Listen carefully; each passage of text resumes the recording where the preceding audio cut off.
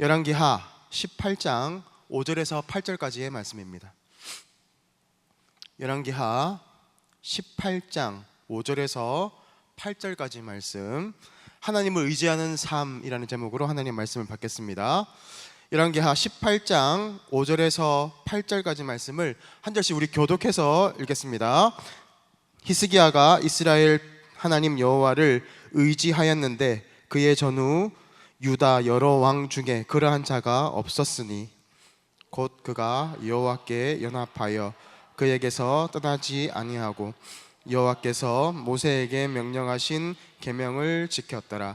여호와께서 그와 함께 하심에 그가 어디로 가든지 형통하였더라. 저가 아수르 왕을 배반하고 섬기지 아니하였고 그가 블레셋 사람들을 쳐서 가사와 그 지방에 이르고 망대에서부터 견고한 성까지 이르렀더라. 아멘. 우리 계속해서 생명의 삶 큐티 말씀을 가지고 우리 말씀 은혜를 나누고 있습니다. 1945년 8월 6일과 그 사흘 후 8월 9일에는 일본 히로시마와 나가사키에 원자폭탄이 떨어졌습니다. 그리고 그들은 즉시 항복을 선포했습니다. 그렇게 우리도 광복을 맞이하게 됐죠. 그리고 이제 연합군 사령관인 메가드 장군이 일본을 들어갔을 때 신기하게도 일본 사람들은 메가드 장군을 열렬히 환영합니다. 그리고 메가드 장군은 그들에게 연설을 하는데 마지막 장면이 참 인상적입니다. 그가 했던 마지막 연설은 이런 것이었습니다. 전 세계에 수많은 문제들이 있지만 전 세계의 가장 중요한 문제점은 바로 경제 문제입니다. 그리고 그 경제 문제라는 것은 곧 정치 문제와 연결이 되는 것입니다. 그리고 정치 문제는 정치인들의 그 양심의 문제와 연결이 되어 있습니다. 그리고 이 양심의 문제는 곧 도덕의 문제입니다. 그리고 이 도덕의 문제라는 것은 결국 종교 문제이고 종교 문제는 바로 신학적인 문제입니다 라고 하면서 이 연설을 마무리합니다. 무슨 말입니까? 모든 문제는 결국 하나님의 영역에서 끝이 난다라는 것입니다. 다시 얘기하면 눈에 보이는 문제점들이 있습니다. 눈에 보이는 경제나 정치나 또 사회적인 이 문제들은 결국 눈에 보이지 않는 바로 이 도덕과 양심과 종교의 문제와 연결이 되어 있다라는 것이고, 결국 이러한 모든 문제점들은 결국 하나님의 주권과 통치에 대한 믿음의 문제라는 것입니다. 우리가 세상을 살아갈 때 크게 우리는 가시적인 문제에 집착하며 살아갑니다. 눈에 보이는 문제점들이죠. 아까 하한잠에도 기도로 그렇게 얘기했는데요. 우리는 이 세상을 살아가면서 이 세상의 문제점에 자꾸 넘어질 수밖에 없고, 그렇죠? 그런 문제점 가운데에서 우리가 자꾸 거기에서 발버둥치면서 살아갈 수밖에 없다. 하나님 말씀이 뭔지는 알겠지만 그렇게 살아가지 못하는 우리의 연약함을 고백했어요. 자, 오늘 그러한 얘기, 기도가 너무 좋았습니다. 오늘 그러한 얘기를 우리가 좀 나누고자 합니다. 우리가 가시적인 문제에 자꾸 빠져 살게 되면 빠른 것들을 자꾸 추구하게 됩니다. 그렇죠? 빠른 열매, 또 빠른 해답을 추구하고 살아가게 되면 우리는 보이는 것에 자꾸 치우치는 경향을 보이게 됩니다. 뭔가를 자꾸 이루어내는 것들을 가시적인 거라고 하잖아요. 보이는 거예요. 그러니까 요거를 자꾸 이루기 위해서 내가 뭔가를 자꾸 빨리 이루어가고자 하는 모습으로 살아가게 된다라는 겁니다. 가시적인 문제들은 단편적인 문제일 때가 많습니다. 그리고 큰 문제점이 되지 않아요. 사실은 우리 힘으로 충분히 해결할 수 있습니다. 돈의 문제, 또 여러 가지 삶의 여러 가지 문제들은, 눈에 보이는 문제들은 돈으로 충분히 커버가 가능합니다. 그리고 내 실력과 내 경험과 내 지혜로 충분히 가능합니다. 그런데 진짜 큰 문제는 어떤 문제입니까? 가시적인 문제입니까? 비가시적인 문제입니까? 비가시적인 문제들이 훨씬 많아요. 보이지 않는 문제들이 삶에 정말 우리의 큰 어려움을 주고 내가 감당할 수 없는 문제점 가운데 우리를 몰아넣기도 합니다. 그래서 오히려 보이는 문제들보다 보이지 않는 것들이 스물스물 다가오면서 결국 우리를 넘어뜨리게 되는 거죠. 보이지 않는 문제들이 훨씬 우리를 어렵게 합니다. 그러나 이런 문제들은 잘 다가오지 않아요. 이게 매달 다가오면 어떻게 하겠습니까? 우리가 어떻게 살아가겠어요? 잘 다가오지는 않아요. 그런데 한 번 이 문제를 만나게 되면 치명상을 입게 됩니다. 그리고 어떨 때는 우리가 감당하지 못하는 큰 문제까지 나아갈 수 있게 되는 거죠. 그렇다고 그러면 우리가 이것을 손을 놓아야 될까요? 보이지 않는 문제를 우리가 어떻게 해결하겠어? 아니에요. 항상 미리 준비하고 그 보이지 않는 문제에 대해서 우리가 컨트롤할 수 있도록 매일매일 삶의 관리들이 필요한 것입니다. 그런 부분들이 바로 이 신앙의 문제예요. 내가 믿음으로 하나님 안에서 하나님을 의지하면서 하나님 말씀대로 살아가면서 내 삶을 자꾸 돌아보는 겁니다. 내가 지금 올바른 방향으로 가고 있는지를 돌아보면서 내가 보이는 문제뿐만이 아니라 보이지 않는 문제들도 우리의 컨트롤 안에 넣을 수 있어야 한다는 것입니다. 그것이 되지 않으면 지금 당장 나에게 큰 어려움이 닥치지 않으니까, 지금은 내가 살만하니까, 이것을 놓쳐버린다면 우리는 나중에 큰 쓰나미를 만날 수밖에 없는 것입니다. 항상 우리가 준비하는 모습들이 필요합니다. 요즘에 30초짜리 쇼츠가 유행하고 있잖아요. 30초를 넘어가면 올립니다. 스크롤 해버리는 거예요.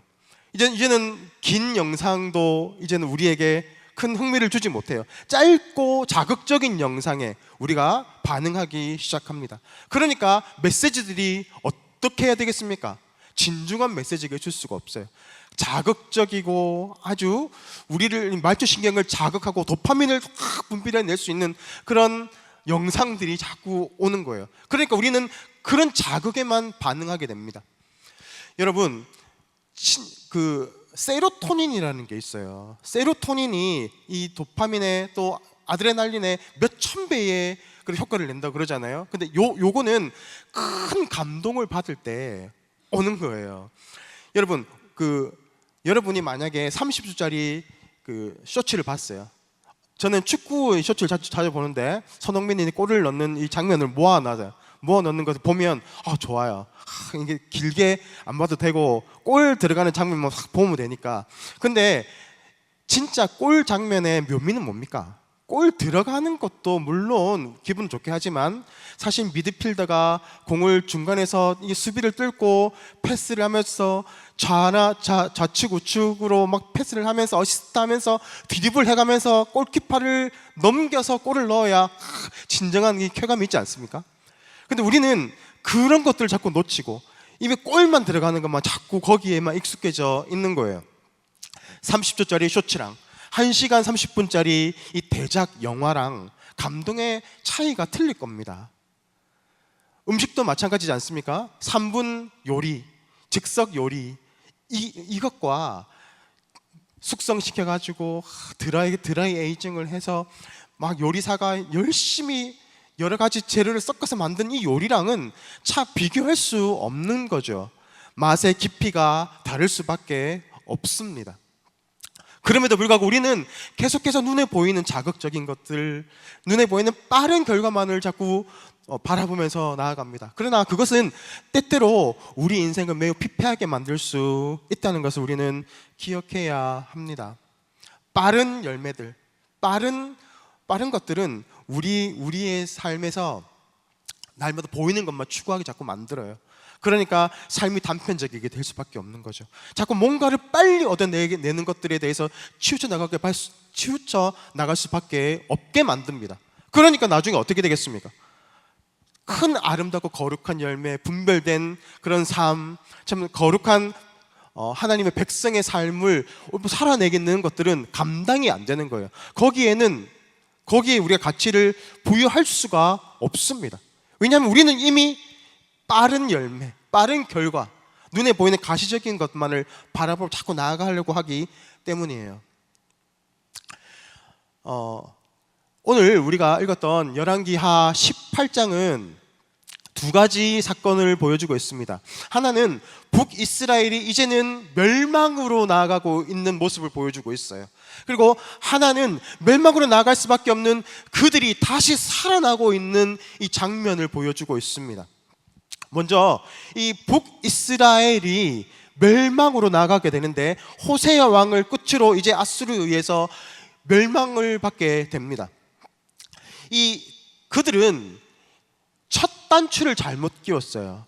첫 번째 왕이 누구였습니까? 르호보암이에요, 여로보암이에요? 여로보암. 맞아요. 여로보암 왕이 이 북이스라엘을 이제 다 만들어내기 시작합니다. 그리고 거기에서부터 잘못된 것이 생기게 되는데, 바로 단과 베델에 이 하나님을 예배한다고 하는 그런 장소를 만들게 되는데, 거기에 금송아지를 세웠다라는 겁니다. 거기에 금송아지를 세워서 거기에서 하나님을 예배한다고 하면서 금송아지를 섬깁니다. 이것은 실제적인 삶의 풍요를 추구하였다라는 것을 의미하고 있어요. 무슨 말이냐? 하나님을 어디에서 예배해야 됩니까, 여러분? 남쪽에 있는, 남유다에 있는 예루살렘에서, 성전에서 하나님을 예배해야 했습니다. 그런데 표면상 어때요? 지금 남북이 갈라져 있기 때문에 이 북쪽에서 남쪽으로 내려가는 것은 거의 불가능했습니다.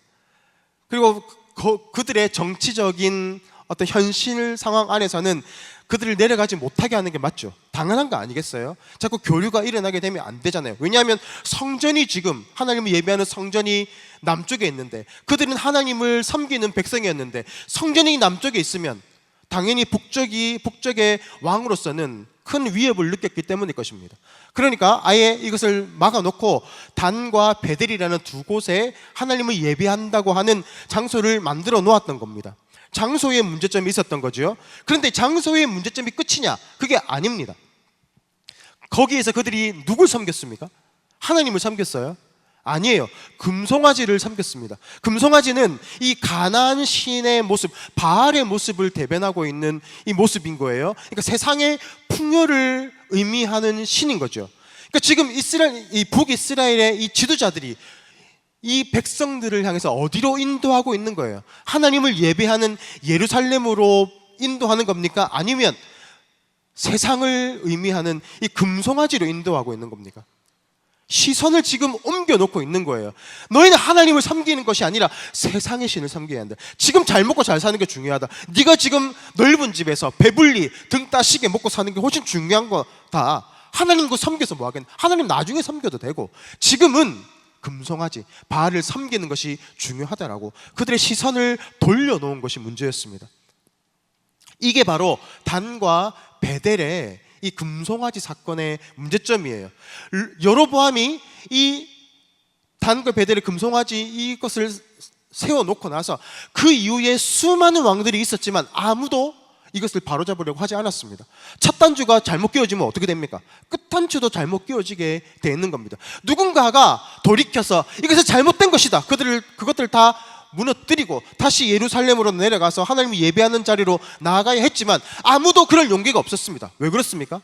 자신의 정치적인 이유 때문에 그래요. 내가 이것을 무너뜨리면 나의 정치적인 힘은, 나의 왕권은 무너지게 될 것이라고 생각했기 때문에 그런 겁니다. 아주 현실적인 문제인 거죠. 그리고 백성들도 마찬가지였어요. 지도자가 그렇게 인도를 하면 백성들도 거기에 따라가게 되어 있습니다. 그러니까 어디에요? 그래? 왕이 우리를 이렇게 인도하니까 그래, 세상의 물질과 세상의 풍요를 향해서 나아가자. 여러분, 금송아지를 섬기면 진짜 잘 살까요?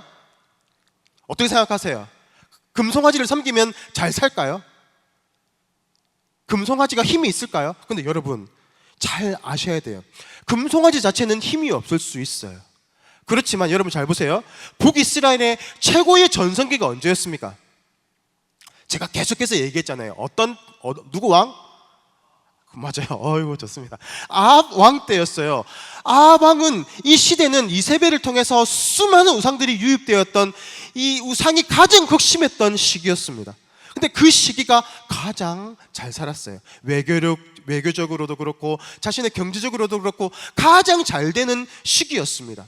이것은 단지 금송아지가 힘이 있다라고 생각할 게 아니고요, 어디에 내가 에너지를 쏟고 살아가냐, 나의 모든 시선과 나의 모든 에너지를 거기에 쏟아붓느냐에 따라 달려있는 것입니다. 그러니까 지금 이 시대의 사람들의 가치는 어디에 있는 거예요? 보이지 않는 하나님을 예배하고 거룩한 하나님의 백성의 삶을 추구했던 거예요? 아니면 내가 이 세상에서 잘 먹고 잘 되고 많은 것을 가지고 누리고 하는 그러한 세상적인 가치로 살아갔던 겁니까? 후자인 거예요. 그러니까 거기에 잘 될 수밖에 없는 거죠. 여러분 PT 받아보셨어요? 그 군대 PT 말고요. 헬스장에 있는 PT 비싸잖아요. 근데 이걸 받으면 어떻게 됩니까? 이 옆에서 자꾸 관리를 해주니까 근육이 생겨요. 이게 자꾸 몸이 자꾸 좋아집니다. 당연한 거죠. 왜냐하면 계속 집중적으로 관리를 받기 때문에 그래요. 트레이닝을 받기 때문에 그렇습니다.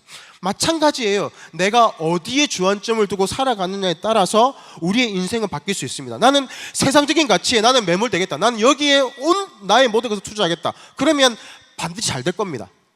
근데 반면에 우리가 놓치는 것이 있어요. 더 중요한 가치들이 있는데 우리는 그것을 자꾸 바라보지 못하고 어디에 자꾸 우리의 시선을 돌립니까? 세상의 돈과 물질과 풍요와 나의 높아짐, 거기에 우리의 삶의 에너지를 다 쏟아붓게 되면 우리는 분명히 거기엔 잘 될 거예요. 그렇지만 반면에 더 중요한 우리의 영혼과 우리의 영원한 삶의 문제에서는 놓치게 되는 거예요. 가시적인 것들은 우리가 가질 수 있겠지만 비가시적인 것들, 더 중요한 가치들, 더 영광스러운 가치들은 놓칠 수밖에 없게 된다는 겁니다. 지금 북이스라엘의 죄악이, 그들이 멸망했던 이유가 이것입니다. 단지 보이는 것들을 쫓아가면 단기간에 열매는 맺어줍니다. 이게 확실해요. 그런데 시간이 지날수록 어떻게 됩니까? 수직 추락합니다. 그것이 바로 성경 여러 군데에서 보여주고 있는 모습이에요. 지금 북이스라엘 역시도 마찬가지였어요.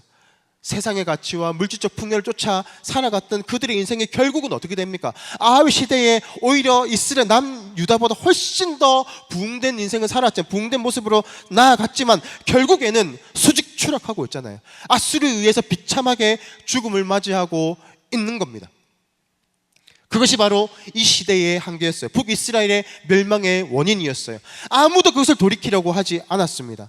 지도자가 중요한 겁니다. 그래서 여러분, 우리가 나라의 이 위정자를 위해서 기도해야 하는 문제가 여기에 있어요.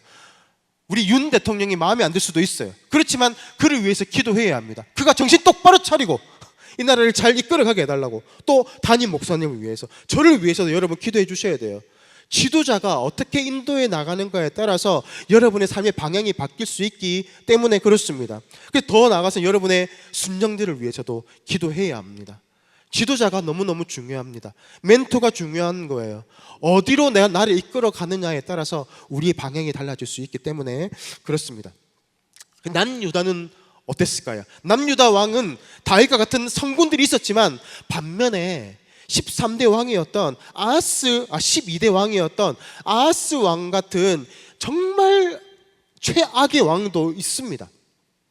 그는 오늘 우리가 읽었던 히스기야의 아버지가 되는 사람인데요, 이 아하스 왕은 극심한 우상숭배를 이끌어냈던 사람입니다. 외부에서 우상이라는 우상은 다 들여온 왕이었어요. 그리고 하나님의 예루살렘 성전에다가 그 우상을 집어넣고 기명을 다 부셔버리고, 하나님을 제사하는 모든 것들 다 부셔버리고 거기에다가 이 섬기면 안 되는 우상들을 집어넣은 사람이에요. 더군다나 이 외교력도 그래요. 하나님을 바라보는 것이 아니라 어디요? 아수르와 외교를 맺어요. 뿐만이 아니에요. 이 사람의 신앙이 광신도적인 모습이 있는데, 몰렉에게 자신의 이 몰렉이라는 신이 그 자녀를, 그 사람 인신제사를 받거든요. 그러니까 지금 이 아하스 왕의 자신의 자녀를 이 몰렉에게 내어 주었어요. 불에 던져버렸어요. 그러니까 이 아하스 왕이라는 사람이 얼마나 악독한 왕인 줄 아시겠죠? 이렇게 잘못된 왕도 분명히 있었습니다. 그런데 이 아하스 왕의 아들이 13대 왕인 히스기야 왕이 나오게 되는데, 어떻게 이런 아버지에서 이런 훌륭한 아들이 나오는지 모르겠어요. 이 히스기야 왕은 하나님을 섬겼던 왕이었습니다. 하나님을 신뢰하고 의지했던 왕이었습니다. 누군가가 돌이켰기 때문에 지금 이스라엘이 지금 다시 살아나고 있는 것을 보여주고 있는 겁니다. 지금 히스기야 왕은 어떤 일을 했나? 오늘 본문을 보면 산당을 철폐했다 그래요. 산당이라는 것은 솔로몬 때부터 계속 있어 왔거든요. 근데 누구도 이 산당을 무너뜨리지 못했습니다. 이 산당이라는 것은 사실 이 가나안 족속들이 이 바알이나 아세라를 섬겼을 때 사용했던, 그러니까 그 절 같은 거예요. 그런 신전 같은 겁니다. 그런데 이게 다윗이 이 가나안을 다 점령하면서 이제는 이 산당에서 하나님을 예배하는 사람들이 생겨나기 시작했어요.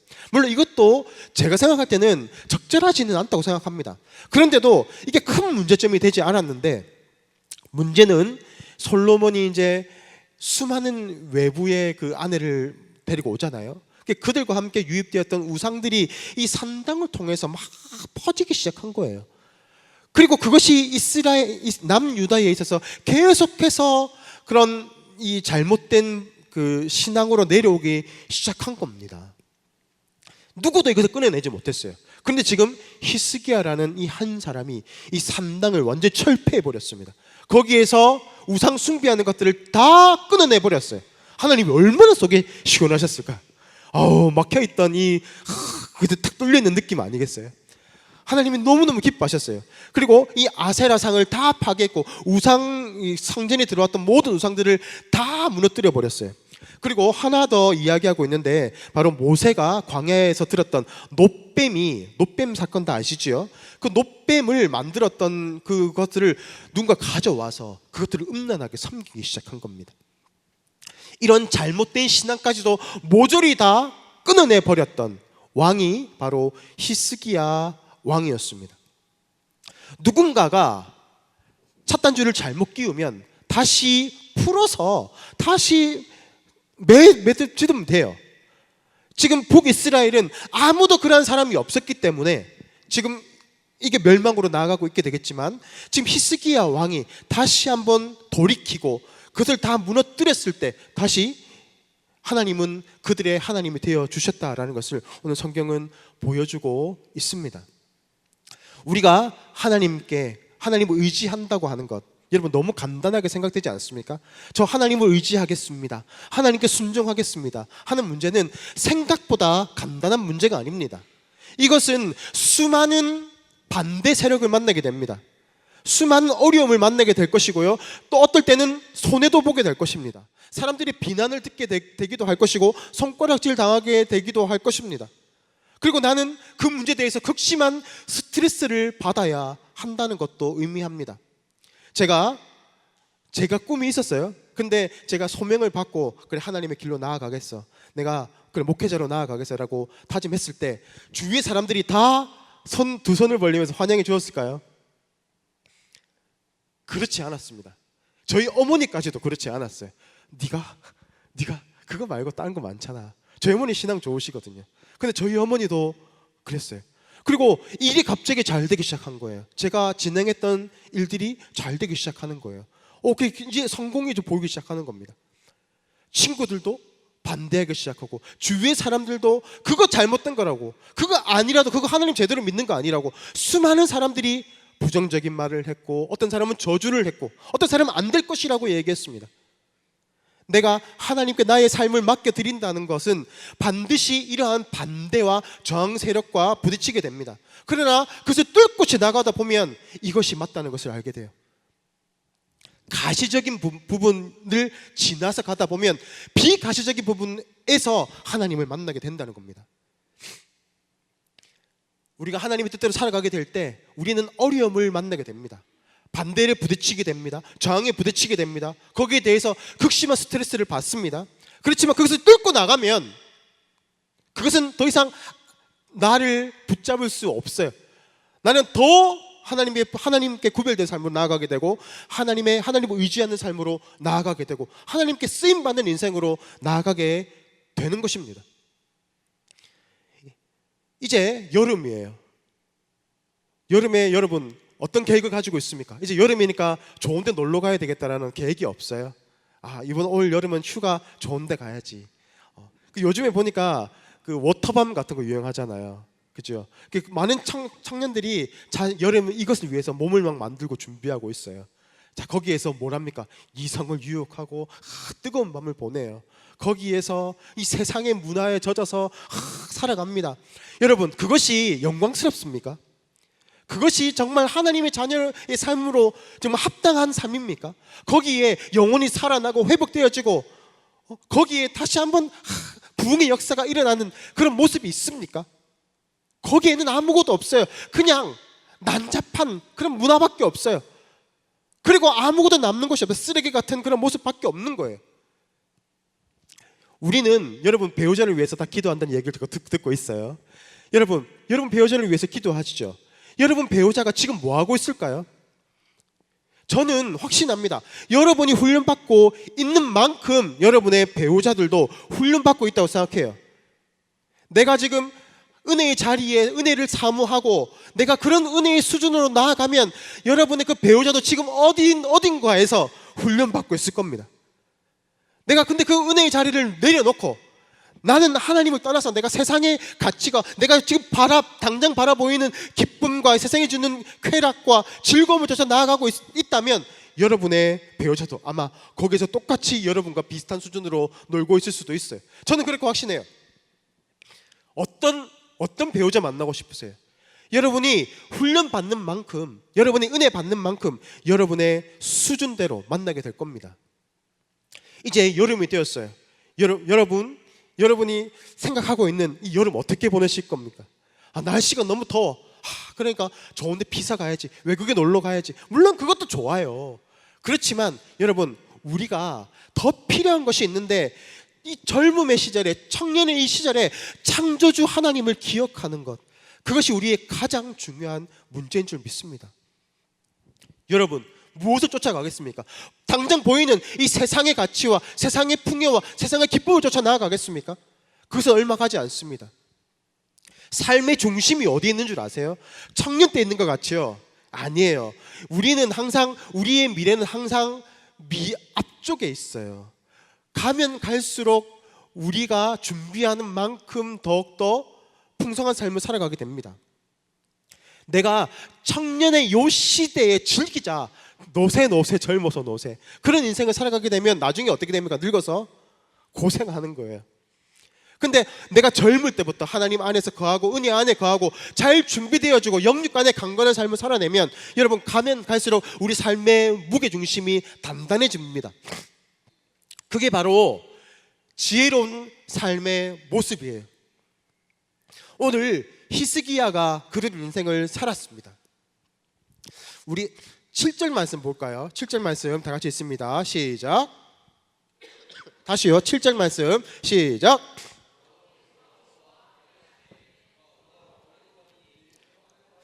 네, 여호와께서 저와 함께 하심에 저가 어디로 가든지 형통하였더라. 그가 세상에 자신의 아버지가 만들어 놓았던 이 것들이 있어요. 아수르와의 좋은 관계를 맺어놨어요. 외교적인 어떤 부분들인 거죠. 그리고 이 자신이 왕권을 잘 이끌어 나갈 수 있도록 그런 기반들도 잘 마련해 놓았습니다. 그러나 그는 눈을 들어서 하나님의 관점으로, 믿음의 관점으로 이것을 바라보았더니 이것은 망할 것이다, 이것은 저주받을 것이라는 것을 분별하게 됩니다. 그러면서 끊어낸 거예요. 여러분, 끊어냈을 때 반대가 없었을까요? 저는 분명히 있었을 거라고 생각합니다. 확신합니다. 아수르와의 이 외교를 끊었을 때 대신들이 얼마나 반대가 심했을까요? 생각해 보세요. 아수르는 당시에 매우 큰 강대국이었습니다. 그런데 그들과 관계를 끊는다는 것은 뭘 의미합니까? 곧 침공을 의미해요. 실제로 아수르가 이 남유다에 쳐들어오는 일이 일어납니다.